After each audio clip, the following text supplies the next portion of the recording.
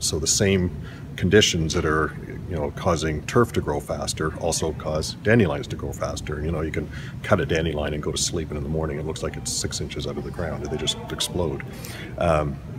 So in the, some of the things we're looking at is what are we allowed to do under the herbicide bylaw, and if there's certain applications where it could be safety issues or damage to infrastructure, things like that. So one of the things that has come up in recent days is when the dandelions, if you get that tough root and the leaf structure, if they're small, it's not so bad, but if they really get well ingrained into the ground and grow, it can become a tripping hazard on a sports field. So that's a safety issue that we want to address. So we're just looking at, okay, how do we best do that? And like I said, there are some provisions within the bylaw to allow us to go out and address those.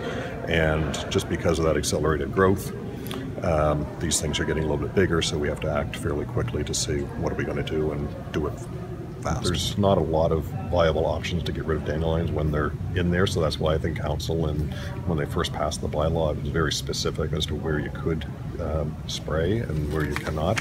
But again, we want to do it for the right reasons, and it's a lot of it's around safety or protection of infrastructure. If you spray, do you have to tell the public? I think that's a normal practice. Yeah, we can do that because depending on what is used, you want to keep people off of it. So how do you go about telling them? Well, that's something that we'd work out in the next few days. So.